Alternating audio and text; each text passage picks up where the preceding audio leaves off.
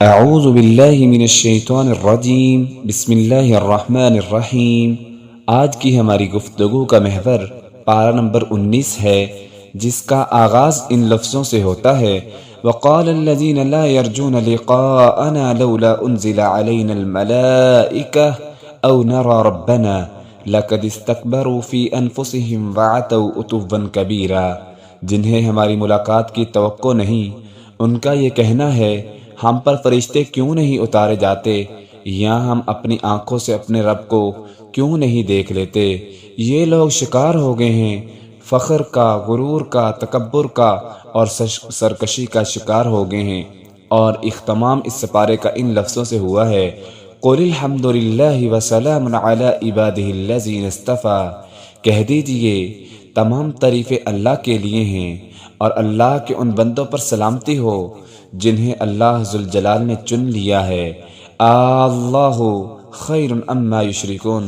کیا اللہ بہتر نہیں جنہیں تم لوگ جن سے شریک ٹھہراتے ہو، ان لوگوں سے اللہ بہتر ہے۔ آغاز میں کافروں کے فخر اور غرور اور سرکشی کا تذکرہ، اختتام میں اللہ ذوالجلال کی توحید کا تذکرہ میرے اور آپ کے لیے پیغام رکھتا ہے کہ رب کے بندے کی پہچان اور ذمہ داری یہ ہے کہ وہ لوگوں کے دل خراش جملوں کو نہ دیکھے، بلکہ وہ توحید کی صدائیں بلند کرنے میں لگا رہے۔ توحید کی بولی کا انداز ہمارے قلوب و اذہان میں پوست کرنے کے لیے اسی پارے میں سورۃ شعراء آیت نمبر 10 سے لے کر 68 تک سیدنا موسیٰ علیہ السلام کی دعوت کا تذکرہ، اسی سورت کی آیت نمبر 69 سے 104 میں سیدنا ابراہیم علیہ السلام کی دعوت کا تذکرہ، اسی صورت میں 105 سے 122 تک سیدنا نوح علیہ السلام کی توحید دعوت دینے کا تذکرہ، آیت نمبر 123 سے 140 تک سیدنا ہود علیہ السلام کی قوم عاد کو دعوت دینے کا تذکرہ، آیت نمبر 141 سے 159 تک سیدنا صالح علیہ السلام قوم سمود کو توحید کی دعوت دینے کا تذکرہ، آیت نمبر 160 سے 175 تک سیدنا لوط علیہ السلام کی قوم لوط کو دعوت توحید دینے کا تذکرہ، آیت نمبر 174 سے 191 تک سیدنا شعیب علیہ السلام کی اصحاب مدین کو دعوت توحید دینے کا تذکرہ۔ ہر ایک کے لیے قرآن مجید فرقان حمید کے الفاظ کذب، کذبت، کہ انہوں نے جھٹلا دیا، پیغمبروں کو جھٹلا دیا، توحید کے پیغام کو جھٹلا دیا، ہمارے لیے درس عبرت ہے۔ توحید کے بول بولنے والے کو چاہیے جب تک زندہ رہے توحید کے ترانے گاتا رہے اور اس کے ساتھ اپنا کردار پیش کرے۔ توحید کے اس بول میں تاثیر اس کے کردار پر منحصر ہوگی۔ جتنا کردار خوبصورت ہوگا، آواز بھی اتنی ہی پر اثر اور پر انداز ہوگی۔ آئیں دیکھتے ہیں اس بارے میں اللہ سبحانہ و تعالی نے مزید کون سے احکامات بیان فرمائے ہیں۔ اس بارے میں 3 صورتیں بیان ہوئی ہیں۔ سورۃ الفرقان، جس کا آغاز ہی اللہ تعالیٰ کی قدرت کاملہ سے ہوتا ہے اور مشرکین کے خود ساختہ معبودوں کی بے بسی کا نقشہ اللہ تعالیٰ نے کچھ یوں کھینچا ہے: تبارک الذی نزل الفرقان علی عبدہ لیکون للعالمین نذیرا الذی لہ ملک السماوات والارض ولم يتخذ ولدا ولم يكن له شریک فی الملک وخلق کل شیء فقدرہ تقدیرا۔ بہت بابرکت والا ہے وہ جس نے اپنے بندے پر فیصلہ کرنے والی کتاب اتاری تاکہ وہ جہانوں کے لیے ڈرانے والا ہو۔ وہ ذات کہ اسی کے لیے آسمانوں اور زمین کی بادشاہت ہے، اس نے نہ کوئی اولاد بنائی ہے اور نہ کوئی بادشاہی میں اس کا شریک ہے۔ یعنی آغاز میں ہی اللہ سبحانہ و تعالیٰ نے اپنا تعارف کروا دیا اور مشرکین مکہ کو جواب دیا کہ جو اللہ کے علاوہ معبود بنا رہے ہیں، واتخذوا من دونه آلهة لا يخلقون شيئا وهم يخلقون ولا يملكون لأنفسهم ضرا ولا نفعا ولا يملكون यखूफून मौतन वला हयातन व नुशूरा। अल्लाह फरमाते हैं जो अल्लाह के सिवा कोई और मबूद बना रहे हैं वो तो चीज़ कोई पैदा नहीं कर सकते, वो तो खुद पैदा किए हैं, वो तो नफ़े और नुकसान के मालिक नहीं हैं और ना ही किसी को मौत देने के और ना ही ज़िंदगी देने के मालिक हैं। ये जो माबूदाले बातला अपना रहे हैं, बना रहे हैं, अल्लाह फरमाते हैं ऐसे लोगों का हम अंजाम रसवा कुन अंजाम और अजाब कुन अंजाम इनका होगा। इसी तरह अल्लाह सुब्हानहु व तआला ने कुरान मजीद और रसूल सल्लल्लाहु अलैहि वसल्लम की अक़दस पर मुशरिकीन मक्का के जो एतराज़ात थे उनका जवाब दिया। कुरान इस ज़ात का कलाम है जो कायनात के राज जानता है। काफिर कहते थे मोहम्मद सल्लल्लाहु अलैहि वसल्लम ने कुरान खुद गढ़ लिया। अल्लाह ताला ने इसका जवाब दिया वक़ाल अल्लज़ीना कफ़रू इन हाज़ा इल्ला इफ़्कुन इफ़्तराहु व अआनहु अलैहि क़ौमुन आख़रून फ़क़द जाऊ ज़ुल्मन व ज़ूरा वक़ालू असातीरुल अव्वलीन। और उन लोगों ने कहा जिन्होंने कुफ़र किया ये नहीं है मगर एक झूठ जो इसने गढ़ लिया है और कुछ दूसरों ने उस पर उसकी मदद की, सो बुलाशिबा वो एक जुल्म और झूठे पर उतर आए हैं। और इन्होंने कहा ये पहले लोगों की कहानियाँ हैं जो इसने लखवा ली हैं, यानी नबी करीम सल्लल्लाहु अलैहि वसल्लम का अनकार कर रहे हैं मुशरिकीन मक्का। तो अल्लाह ताला ने इनकी वजाहत कर दी, इनको बता दिया कि ये किताब कोई आम किताब नहीं है, ये खुद से गढ़ी किताब नहीं है, बल्कि अल्लाह ने इसको नाज़िल किया है, उस ज़ात ने इसको नाज़िल किया है जो जानता है यअलमुस्सिर्र फिस्समावाति वल अर्ज़, जो ज़मीन में पोशीदा बातों को भी जानता है, आसमान में पोशीदा बातों को भी जानता है। बेशक वो बख्शने वाला और रहम करने वाला है। यानी कुरान मजीद में जिस कदर इल्म और गहरी मालूमात हैं ये मुमकिन ही नहीं कोई इंसान ऐसा कलाम बना सके। इसमें कायनात के उन राजों से पर्दा उठाया गया, किसी इंसान के लिए इन राजों तक पहुंचना मुमकिन नहीं है। इसी तरह अल्लाह सुब्हानहु व तआला ने रसूल के इंसान होने का मसला काफिर रसूलुल्लाह सल्लल्लाहु अलैहि वसल्लम के बारे में कहते थे ये कैसा अल्लाह का रसूल हो सकता है, ये तो आम इंसानों की तरह खाता पीता है और बाज़ारों में जाकर ज़रूरत की चीज़ें खरीदता है। मुशरिकीन के इस एतराज़ का अल्लाह ताला ने पहले भी कई बार जवाब दिया। यहाँ उनको अल्लाह सुब्हानहु व तआला ने तंबीह की है और ये एतराज़ बार बार करने से इनका मकसद दरकार अनकार करना था, उस चीज़ की वजाहत फरमा दी है। ये जो कहते थे वक़ालू मा लिहाज़र रसूल यअकुलु त्ताम व यमशी फ़िल अस्फ़ाक, वो कहते थे कि ये कैसा रसूल है जो खाता भी है पीता भी है बाज़ारों में चलता भी है, इस पर कोई फ़रिश्ता क्यों नहीं उतारा गया ताकि वो हमें डराने वाला होता, या इस पर कोई ख़जाना क्यों नहीं नाज़िल किया गया, या इस पर कोई ऐसी चीज़ क्यों नहीं उतरी जो दूसरी चीज़ों से मुख्तलिफ हो। बल्कि ज़ालिमों ने तो यहाँ तक भी कह दिया कि ये जो किताब की ये पैरवी जिसकी कर रहा है वो एक जादू है और ये जादू की पैरवी कर रहा है। अल्लाह ताला फरमाते हैं इन्होंने जुटला दिया और क़यामत वाले दिन तक इन्होंने जुटला दिया। अल्लाह ताला फरमाते हैं हम क़यामत के दिन इनके लिए हमने एक भड़कती हुई आग तैयार कर रखी है। इसी तरह क़यामत के रोज़ मुशरिकीन के माबूद को हाज़िर किया जाएगा जिनकी वो इबादत करते थे। अल्लाह फरमाते हैं वयौम यहशुरुहुम वमा यअबुदून मिन दूनिल्लाह फयक़ूलु अअंतुम अज़ललतुम इबादी हाउलाई अम हुम ज़ल्लुस सबील क़ालू सुब्हानक मा कान यंबगी लना अन नत्तखिज़ मिन दूनिक मिन औलिया। और जिस दिन वो उन्हें और जिनको वो अल्लाह के सिवा पूजते थे इकट्ठा करेगा, फिर कहेगा क्या तुमने मेरे इन बंदों को गुमराह किया या वो खुद रास्ते से भटक गए। वो कहेंगे तू पाक है, हमारे लायक न था कि हम तेरे सिवा किसी भी तरह के दोस्त बनाते, लेकिन तूने इन्हें और इनके बाप दादा को समान दिया, यहाँ तक कि वो तेरी याद को भूल गए और वो हलाक होने वाले हो गए।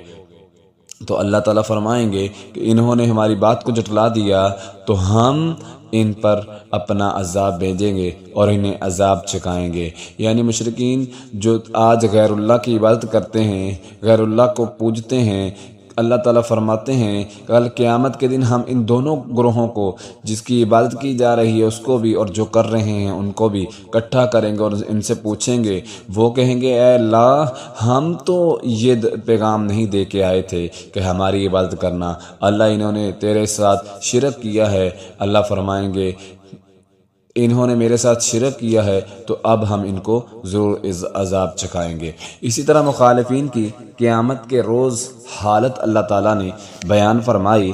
آج تکبر سے رسول اللہ صلی اللہ علیہ وسلم کی مخالفت کرنے والے کل قیامت کے جو رسول اللہ صلی اللہ علیہ وسلم کا ساتھ نہ دینے پر اپنے ہاتھ کاٹ رہے ہوں گے۔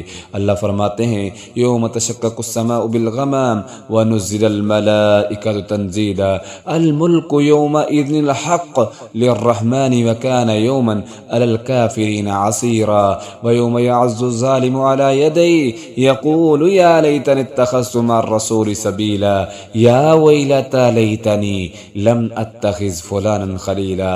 اور جس دن آسمان بادل کے ساتھ پھٹ جائے گا اور فرشتے اتارے جائیں گے، لگاتار اتارا جانا ان کا، اور اس دن حقیقی بادشاہی رحمان کی ہوگی اور کافروں پر وہ دن بڑا مشکل ہوگا۔ اور جس دن ظالم اپنے دونوں ہاتھوں کو کاٹ رہے ہوں گے اور کہے گا اے کاش میں نے رسول اللہ صلی اللہ علیہ وسلم کے ساتھ کچھ راستہ اختیار کیا ہوتا، ہائے میری بربادی، ہائے میری بربادی، کاش میں نے فلاں کو دلی دوست نہ بنایا ہوتا، بے شک اس نے تو مجھے نصیحت سے گمراہ کر دیا، اس کے بعد میرے پاس آئی اور شیطان ہمیشہ مجھے جو ہے وہ گمراہ کرتا رہا، شیطان جو ہے ہمیشہ مجھے پھسلاتا رہا اور میں رحمان کے راستے سے ہٹ گیا۔ قیامت کے دن یہ انکار کرنے والے، رسول اللہ صلی اللہ علیہ وسلم کو جٹلانے والے بڑی حسرت کریں گے اور کاش کریں گے، کاش ہم نے رسول مانا ہوتا تو آج ہماری نجات ہوتی۔ اسی طرح قرآن مجید کو اللہ تعالیٰ نے تھوڑا تھوڑا کر کے نازل کیوں کیا، اس کی بھی اللہ سبحانہ و تعالیٰ نے وضاحت فرما دی۔ قرآن مجید 23 سالوں میں تھوڑا تھوڑا کر کے نازل ہوا۔ اس پر کافر جو تھے وہ اعتراض کیا کرتے تھے قرآن مجید ایک بار نازل کیوں نہیں ہوا، تھوڑا تھوڑا جو نازل ہو رہا ہے اس کا نعوذ باللہ وہ کہتے تھے کہ اس کا مطلب یہ ہے کہ یہ محمد صلی اللہ علیہ وسلم خود بناتا ہے، جتنا بن جاتا ہے لوگوں کو سنا دیتا ہے۔ خود مسلمانوں کی بھی خواہش تھی کہ قرآن ایک ہی بار سارا نازل ہو جائے، تو اللہ تعالیٰ نے اس کی وجوہات بیان فرما دی کہ قرآن کو ہم نے ایک بار کیوں نہیں نازل کیا۔ اللہ فرماتے ہیں وقال الذين كفروا لولا نزل عليه القرآن جملة واحدة كذلك لنثبت به فؤادك ورتلناه ترتیلا۔ اور ان لوگوں نے کہا جنہوں نے کفر کیا یہ قرآن اس پر ایک ہی بار کیوں نہ نازل کر دیا گیا، اسی طرح ہم نے اللہ تعالیٰ کہتے ہیں اتارا تاکہ ہم اس کے ساتھ تیرے دل کو مضبوط کریں، اور ہم نے اسے ٹھہر ٹھہر کر پڑھا، خوب ٹھہر کر پڑھنا، اور وہ تیرے پاس کوئی مثال نہیں لاتے مگر ہم تیرے پاس حق اور بہترین تفسیر بھیج دیتے ہیں۔ یعنی کہ رسول اللہ صلی اللہ علیہ وسلم پر قرآن اس لیے تھوڑا تھوڑا نازل ہوا تاکہ آپ اس کو سمجھ کر احکامات لوگوں تک پہنچا دیں اور لوگ اس پر عمل کرنے میں ان کے لیے آسانی ہو۔ اسی طرح اللہ سبحانہ و تعالیٰ نے عباد الرحمن سورت کے آخر میں اللہ تعالیٰ نے عباد الرحمن کے اخلاق اور کردار کا ایک نقشہ کھینچ کر عوام کے سامنے رکھ دیا اور فرمایا کہ جو اس سیرت و کردار کے لوگ ہیں جو محمد صلی اللہ علیہ وسلم کی تعلیمات سے تیار ہوئے ہیں، اس کے برعکس وہ نمونہ اخلاق بھی دیکھیں جو عام عربوں میں پایا جاتا تھا اور جسے برقرار رکھنے کے لیے جہلیت کے لمبردار ایڑی چوڑی کا زور لگا رہے تھے۔ پھر خود فیصلہ کرو دونوں نمونوں میں سے کون سا بہتر ہے۔ وَهُوَ الَّذِي جَعَلَ اللَّيْلَ وَالنَّهَارَ خِلْفَةً لِمَنْ أَرَادَ أَنْ يَذَّكَّرَ أَوْ أَرَادَ شُكُورًا وَعِبَادُ الرَّحْمَنِ الَّذِينَ يَمْشُونَ عَلَى الْأَرْضِ هَوْنًا وَإِذَا خَاطَبَهُمُ الْجَاهِلُونَ قالوا سلاما والذين يبيتون لربهم سجدا وقياما والذين يقولون ربنا اصرف عنا عذاب جهنم ان عذابها كان غراما۔ اللہ سبحانہ و تعالی مومنوں کی صفات بیان کرتے ہیں اور اللہ تعالیٰ فرماتے ہیں رحمان کے بندے تو وہ ہیں جو زمین پر چلتے ہیں، نرمی سے چلتے ہیں، اور جب جاہل لوگوں سے ہم کلام ہوتے ہیں تو ان کو بھی سلام کہتے ہیں۔ رحمان کے بندے تو وہ ہیں جو سجدے کرتے ہیں، قیام کرتے ہوئے رات گزارتے ہیں، اور جو کہتے ہیں اور وہ دعا یہ کرتے ہیں اے ہمارے رب ہمیں جہنم سے بچا لینا، جہنم کا عذاب ہم سے پھیر لینا۔ اور رحمان کے بندے تو وہ ہیں جب خرچ کرتے ہیں تو نہ فضول خرچی کرتے ہیں اور نہ خرچ کرنے میں تنگی کرتے ہیں، بلکہ اعتدال کے ساتھ اللہ کے راستے میں خرچ کرتے ہیں۔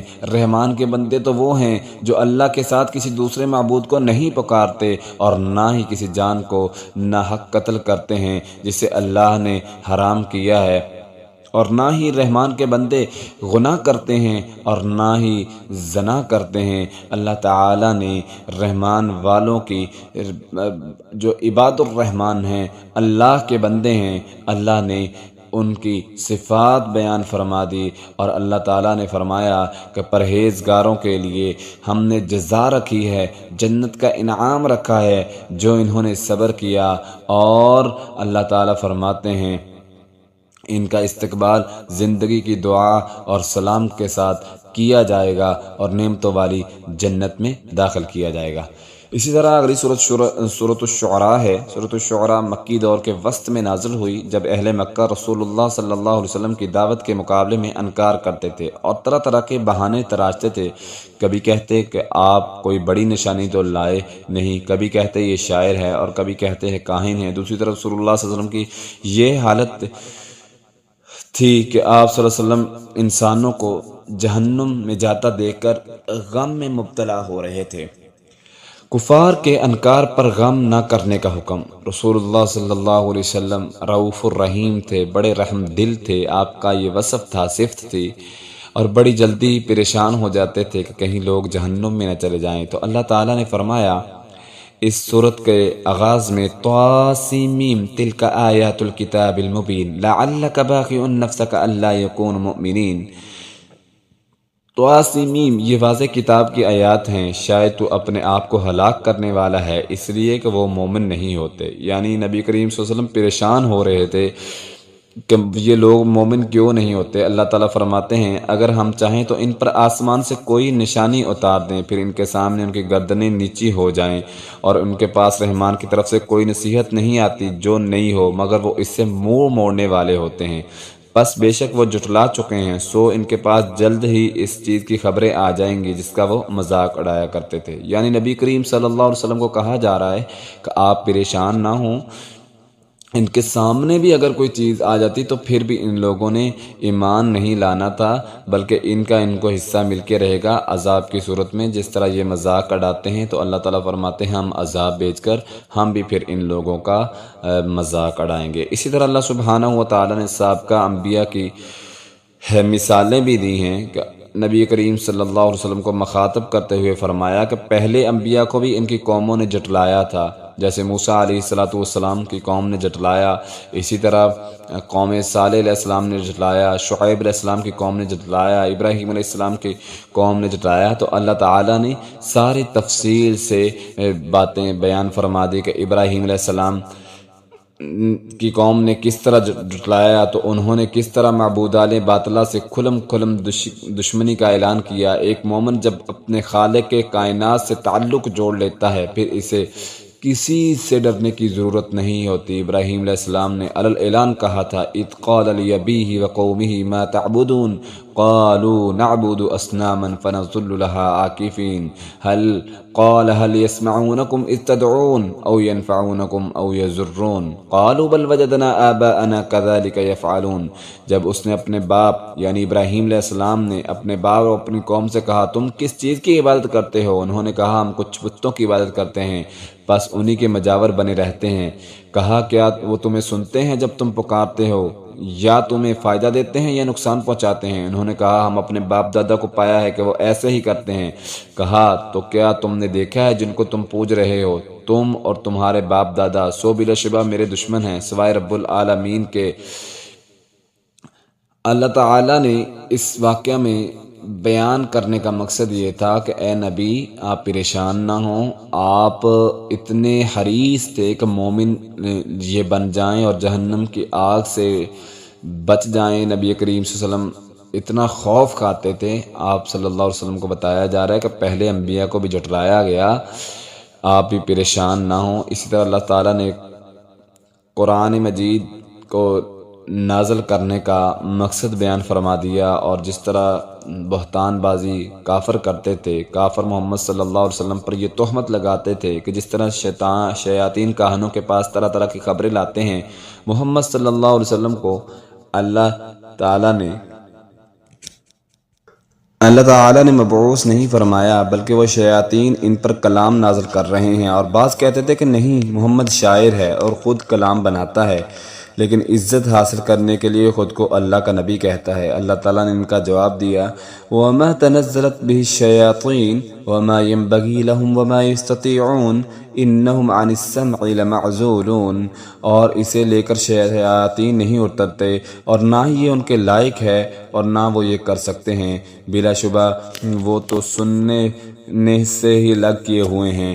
سو تم اللہ کے ساتھ کسی اور کو معبود مت پکارو وگرنہ تم پر عذاب آ جائے گا۔ اللہ تعالیٰ نے تمام باتوں کو جھٹلا دیا جو یہ کہتے تھے کہ یہ شیاطین لے کے آتے ہیں، یہ محمد کا خود کا کلام ہے، شاعر ہے، مجنون ہے، کاہن ہے۔ تو اللہ تعالیٰ نے تمام باتوں کو بے بنیاد ثابت کر دیا اور کہا دیا کہ یہ کتاب آسمان سے منزل من اللہ ہے، شیاطین نہ اس کو سن سکتے ہیں اور نہ اس کلام کے بارے میں گفتگو کر سکتے ہیں۔ اللہ تعالیٰ کی طرف سے یہ نازل کردہ پیارے حبیب نبی کریم صلی اللہ علیہ وسلم پر کتاب ہے، جو تم باتیں بناتے ہو، تمہاری من گڑت اور بہتان بازیاں یہ کوئی بھی تسلیم نہیں کی جائیں گی، کیونکہ اللہ کی کتاب حق ہے، اللہ کی طرف سے نازل شدہ ہے، اور نبی کریم صلی اللہ علیہ وسلم پر یہ کتاب آخری کتاب نازل ہوئی۔ جس طرح آپ کے بعد کوئی نبی نہیں آئے گا، کوئی دین اور شریعت نہیں آئے گی، اسی طرح کتاب کے بعد، اس کلام ربانی کے بعد، قرآن مجید کے بعد کوئی کتاب نہیں آئے گی۔ اس کے بعد سورۃ النمل کا تذکرہ ہے۔ نمل عربی زبان میں چونٹی کو کہتے ہیں، اس میں چونٹی کو ذکر آیا ہے، اس لیے اس سورت کا نام سورۃ نمل رکھا گیا۔ یہ بھی مکہ میں رسول اللہ صلی اللہ علیہ وسلم کے قیام کے درمیانے دور میں نازل ہوئی۔ سیدنا عبداللہ بن عباس کا بیان ہے سورۃ الشعراء، نمر اور اگلی سورۃ القصص اسی ترتیب سے نازل ہوئی تھی۔ سورۃ الشعراء میں حق بات کو جھٹلانے والوں کو تذکرہ، اور اس سورت میں ان کے برعکس حق کو ماننے والوں کا تذکرہ ہے۔ اس صورت میں سیدنا داؤد اور سیدنا سلیمان اور ان پر اللہ کے انعامات کا تذکرہ کیا گیا ہے۔ اللہ تعالیٰ فرماتے ہیں وَلَقَدْ آتَيْنَا دَاوُودَ وَسُلَيْمَانَ عِلْمًا وَقَالَ الْحَمْدُ لِلَّهِ الَّذِي فَضَّلَنَا عَلَى كَثِيرٍ مِّنْ عِبَادِهِ الْمُؤْمِنِينَ وَوَرِثَ سُلَيْمَانُ دَاوُودَ وَقَالَ يَا أَيُّهَا النَّاسُ عُلِّمْنَا مَنطِقَ الطَّيْرِ وَأُوتِينَا مِنْ كُلِّ شَيْءٍ ان هذا لهو الفضل المبین، اور بلا شبہ یقیناً ہم نے داؤد اور سلیمان کو ایک علم دیا، اور ان دونوں نے کہا تمام تعریفیں اللہ کے لیے جس نے ہمیں اپنے بہت سے مومن بندوں پر فضیلت دی۔ اور سلیمان داؤد کا وارث بنا، اور اس نے کہا اے لوگو، ہمیں پرندوں کی بولی سکھائی گئی ہے اور ہمیں ہر چیز میں سے حصہ دیا گیا ہے، بے شک یہ یقیناً صحیح واضح فضل ہے۔ اور سلیمان کے لیے اس کے لشکر جمع کیے گئے جو جنوں اور انسانوں اور پرندوں سے تھے، پھر وہ الگ الگ تقسیم کیے جاتے۔ یعنی داؤد علیہ السلام اور سلیمان علیہ السلام کو کن کن نعمتوں کے ساتھ اللہ تعالیٰ نے نوازا تھا، ان کا تذکرہ کیا جا رہا ہے۔ اسی طرح ایک واقعہ اس صورت میں بڑا ہی دلچسپ واقعہ ہے کہ سلیمان علیہ السلام کو جو اللہ تعالیٰ نے تمام چیزوں پر حکمرانی عطا کی تھی اور ان کی زبانیں سمجھنے کی صلاحیت دی تھی، اس کا تذکرہ ہے۔ حتی اذا اتوا علی واد النمل قالت نملة یا ایہا النمل ادخلوا مساکینکم لا یحطمنکم سلیمان وجنوده وهم لا يشعرون فتبسم ضاحكا من قولها وقال رب اوزعني ان اشكر نعمتك التي انعمت علي وعلى والدي۔ یہاں تک کہ جب وہ چونٹیوں کی وادی پر آئے تو ایک چونٹی نے کہا، اے چونٹیوں اپنے گھروں میں داخل ہو جاؤ۔ واقعہ کا پس منظر یہ ہے کہ بارش نہیں ہو رہی تھی اور سلیمان علیہ السلام اپنے قافلے کو لے کر بارش کے لیے باہر دعا کرنے کے لیے جا رہے ہیں اپنے لشکر کو لے کر۔ تو ایک چونٹی جو سردار تھی وہ چونٹیوں کو کہتی ہے کہ اپنے اپنے گھروں کو واپس چلے جاؤ، سلیمان کا لشکر آ رہا ہے، کہیں ایسا نہ ہو کہ اس کے لشکر کے پاؤں کے نیچے تم کچلی جاؤ۔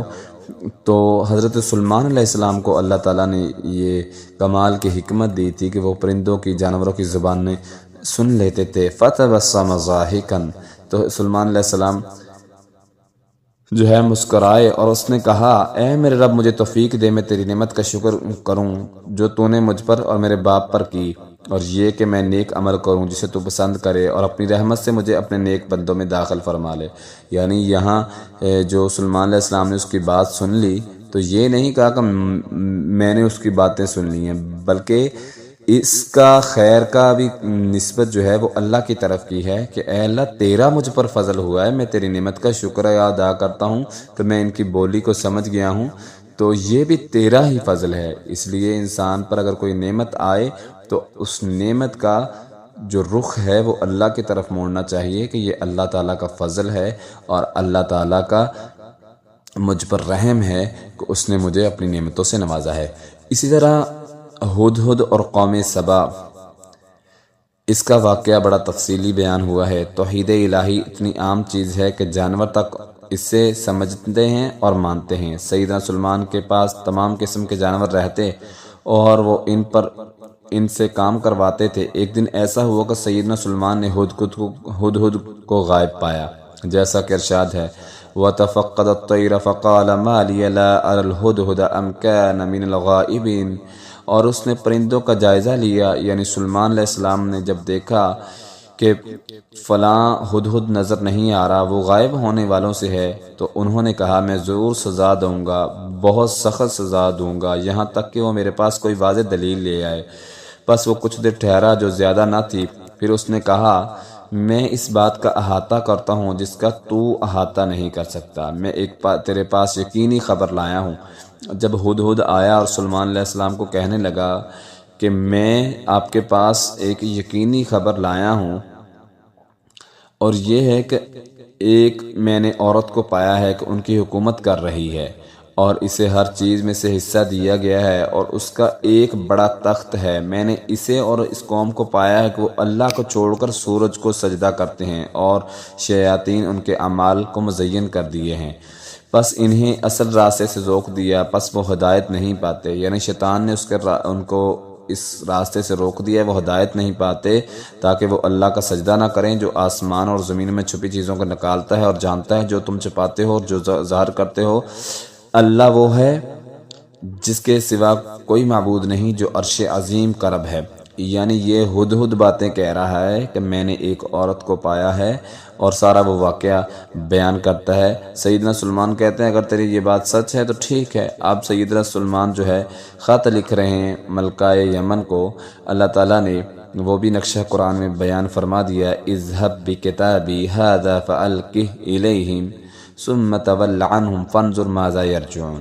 میرا یہ خط لے جا، پس اسے ان کی طرف پھینک دے، پھر ان سے لوٹ آ، پس دیکھ وہ کیا جواب دیتے ہیں۔ اس ملکہ نے کہا اے سردارو، بے شک میری طرف ایک عزت والا خط پھینکا گیا ہے، بے شک وہ سلیمان کی طرف سے ہے اور بے شک وہ اللہ کے نام سے ہے جو بے حد رحم کرنے والا نہایت مہربان ہے۔ یہ کہ میرے مقابلے میں سرکشی نہ کرو اور فرمان بردار بن کر میرے پاس آ جاؤ۔ سلیمان علیہ السلام نے ان کو یہ خط لکھا کہ تم نافرمانی نہ کرو اور فرما بردار بن کر میرے پاس آ جاؤ۔ کہا اے سردارو، تم میرے معاملے میں مجھے حل بتاؤ، میں کبھی کسی معاملے کا فیصلہ کرنے والی نہیں ہوں، یعنی یہ ملکہ کہہ رہی یہاں تک کہ تم میرے پاس موجود ہو۔ انہوں نے کہا ہم بڑی قوت والے اور بہت سخت جنگ والے ہیں اور معاملہ تیرے سپرد ہے، سو تو دیکھ تو کیا حکم دیتی ہے۔ اس نے کہا بے شک بادشاہ جب کسی بستی میں داخل ہوتے ہیں اسے خراب کر دیتے ہیں اور اس کے رہنے والوں میں سے عزت والوں کو ذلیل کر دیتے ہیں، اور اسی طرح یہ کریں گے۔ بے شک میں نے ان کی طرف کوئی تحفہ بھیجنے والی ہوں،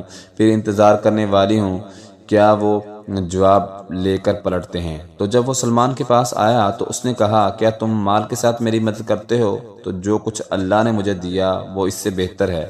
یعنی ملکہ نے تو حائف بھیجے تو سلمان علیہ السلام نے وہ لینے سے انکار کر دیے اور کہا جو اللہ نے مجھے بھیجے ہیں وہ اس سے زیادہ بہتر ہیں،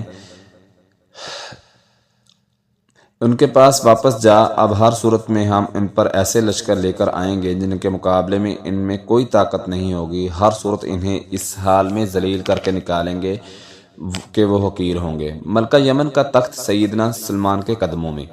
جب سلمان علیہ السلام نے ملکہ کے تحائف واپس کر دیے تو اسے سمجھ آ گیا کہ سلمان کوئی لالچی بادشاہ نہیں۔ مزید جب اس نے اپنے سفارتکاروں کی زبان سے سیدنا سلمان کے حالات سنے تو اس پر سیدنا سلیمان علیہ السلام کا رعب پڑ گیا۔ تب اس نے سوچا کہ مناسب یہی ہے کہ وہ خود ان کی ملاقات کے لیے بیت المقدس جائے۔